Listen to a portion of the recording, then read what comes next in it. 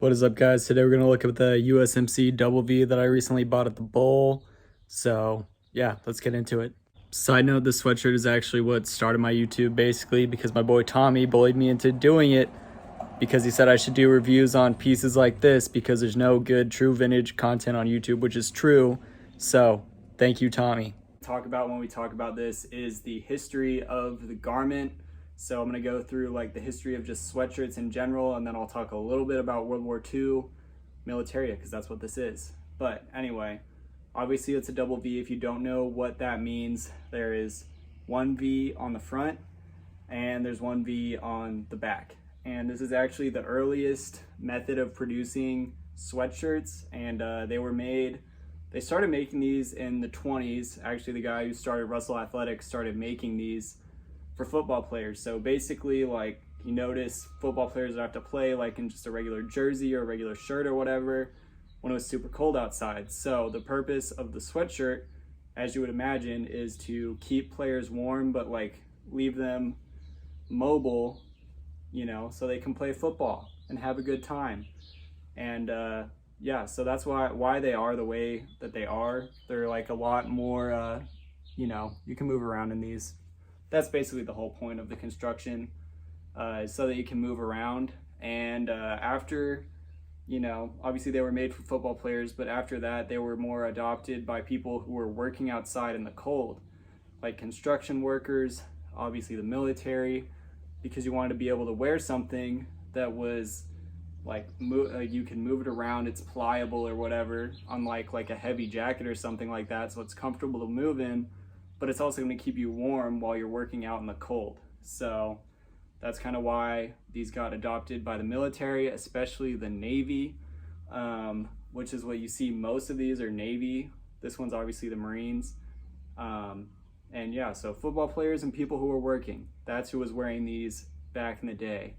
And getting into it, obviously, like I've said, it's a US Marine Corps one, which means that this one is actually from World War II. If you know anything about true vintage, you know World War II militaria, especially good World War II militaria, is worth a lot of money. This is like super, super, super, super rare. Like Marine stuff is already pretty rare and really sought after, but like I've never seen a sweatshirt like this. I've seen period correct Marine sweatshirts, like a handful of them. Never seen it just be this clean print. Most of the time when you see a military sweatshirt or a military double V from the time, like I said, it's the Navy, and I think those are like super ugly. I would throw a picture up, but honestly I'm not going to do that much editing. I kind of just go and wing it when I make these videos. But the Navy ones, basically, like if you can imagine, it's the same color, same material, same construction, same everything, but it'll have like the name of the ship or your name or whatever, and like a huge number printed like super sloppily along the front, versus this, which is just, like I said, a super clean US Marine Corps stencil. And if you recall, I said sweatshirts were started to make in the 20s. World War II is obviously the 30s and the 40s, which means this sweatshirt, when it was produced within like 20 years of the garment being created, which I think is just crazy, because like sweatshirts are obviously such a ubiquitous item in everybody's wardrobe, just like denim. So to have like one that's super, super original like this is just like mind-blowing to me personally. But yeah, next we're gonna get into the construction of it, just so I can kind of show you, you know, the different features that kind of determine the function. Talk about the construction of it. Obviously, the most notable thing about this is that it is a double V. So each of these V's, 1, 2, is an elastic panel. I'll show you. You can see it's different from the lining, and it's actually the same material as like the ribbing on the hem and on the cuffs right there. And like I said before, these were made for like football players, later adopted by people who were working out in the cold. And the entire purpose of the double V is so that the neck can like stretch out while you're doing stuff. So yeah, like if you're playing football and somebody yanks onto it, the neck will stretch out and it's gonna, you know, retain its shape because it's elastic. If it wasn't there, it might just rip or whatever. And yeah, that's why it's a double V. That's the entire purpose, is so that it's more, you know, something that you can move around in. And yeah, anyway, after the double V came the single V, which is just one of these panels on the front, no back panel like this one has. And then after that, they started making sweatshirts with no V's. So obviously, like I said, earliest form of construction, super high quality.